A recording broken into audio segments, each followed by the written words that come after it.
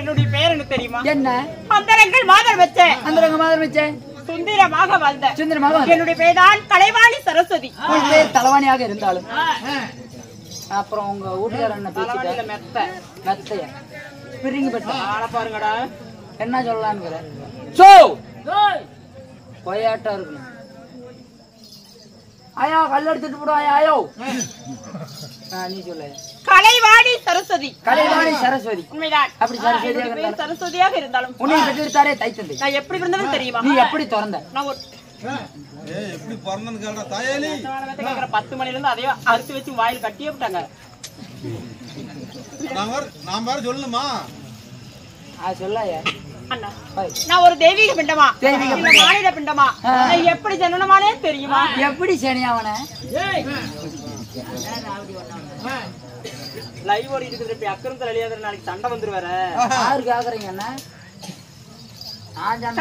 நான் சண்டை போடுறதுக்கு வந்து சொல்லி எப்படி தெரியுமா?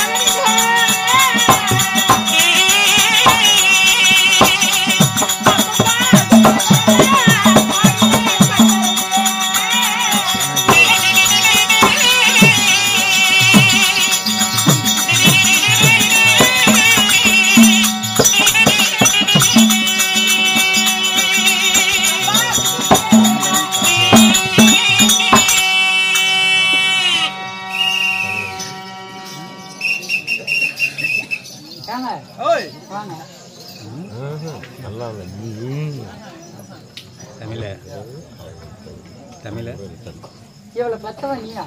ஆமா எங்க பிள்ளைதான் இங்க வா. உனக்கு பிறந்திருக்க வாய்ப்பே இல்லை. உன் மூஞ்சி அவன் மூஞ்சி டிஃப்ரெண்டா இருக்குது. தாயேலி பாய் இப்படித்தான் பங்கம் பண்றதுக்குன்னா வந்தியா தாயேலி? எங்க அம்மாலாட்டம். ஆமா ஆமா உம்மாலா? சரி கேட்டேன். என்னத்த கேட்ட? இல்ல எங்க அப்பா தான் அவரு. இவன் மூக்கு போண்டா வாட்டக்குது, உன் மூக்கு ஊராகுது. நான் தான் எங்க அம்மா வாட்டின. சரி அண்ணா கண்ணப்பா பாய் எங்க என்ன தாத்தா பண்ணிட்டு இருக்கற? இல்ல தெரியாம கை பாதிக்கல வெட்டிட்டு நெச்சமானே. தெரியாம பண்றீ. அண்ணா திருப்பார்கடல் நீ அவன் சீண்டாதாயா? நீ தொட்டினா நான் தொட்டானா நீ சொல்றான். அப்படியா? ஆம்பளைக்கு ஒரு நாய் பொம்பளைக்கு ஒரு நாய். நீ அங்க நிக்கணும் நான் இங்க நிக்கணும். சரியா? கோடு போட்டுக்கலாம். என்ன கோடு? அது ஒரு கோடு. சரி போடு. திருப்பார்கடலை பாடமாக வைத்து மந்திரகிரி மலையை மத்தாக வைத்து ஆதிசத்தர் என்னும் பாம்பை இழுக்கயிறாக பயன்படுத்தி நீங்க அப்படி காடுங்க. நான் எப்படி காடுங்க? பாசுகி என்னும் பாம்பை சிம்மானாக வைத்து நான் எப்படி வச்சு தெரியுமா? என் பொண்டாட்டி ஒரு பாண்டமா வச்சு நான் ஒரு மத்த போட்டு கடைய கடைய கடைய கடை வெறும் புகையா போயிருக்கு. ஏதாவது வருன்னு பார்த்தா புகையாவே போயிருக்கு. பாசுகி என்ன பாம்பை சிம்மானாக வைத்து ஒரு 3 வருஷமா கடைஞ்சு பார்த்துட்டு இருக்கிற கடைஞ்சும் தேவர்கள் வலுப்புறம் அசுராதி குட்டங்கள் வலுப்புறமும் வலுப்புறம் 2 தேவ அமிர்தமானது கடிந்தார்கள். அந்த அமிர்தத்திலே முதலாக என்ன பிறந்தது? முதலாக மூதேவி என்று சொல்லக்கூடிய ஒரு பெண் பிறந்தாள். மூதேவி பிறக்கிறாள். உண்மைதான். நான் ஆயா மேல உட்காந்துக்கிட்டேன். மூதேவி பெரிய அடிச்சு தாயே.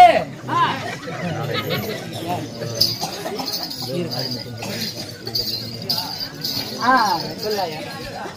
இரண்டாவதாக ஸ்ரீதேவி என்ற ஒரு பெண் பிறந்தாள். ஸ்ரீதேவி பிறக்கிறாள். ஸ்ரீதேவினா எப்படி சிரிச்ச முகத்தோட உட்கார்ந்துக்கறாங்க பாத்தியா? ஆமா, சிரித்த முகத்தோட ஸ்ரீதேவி. வருகிறேன்.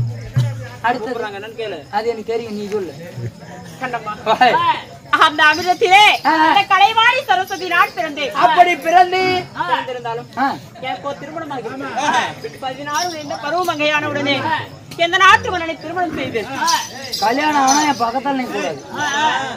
எனக்கு ஒருத்தர் தாரமங்கல கைலாசினாரு விரதங்கிறாரு. பொங்கல் வச்சா கூட திங்க மாட்டேங்கிறாராம். நான் போய் பார்த்தா தான் திம்பாங்கிறாரு. நீ எடுத்துட்டு வந்தது எப்படி திம்பாரு?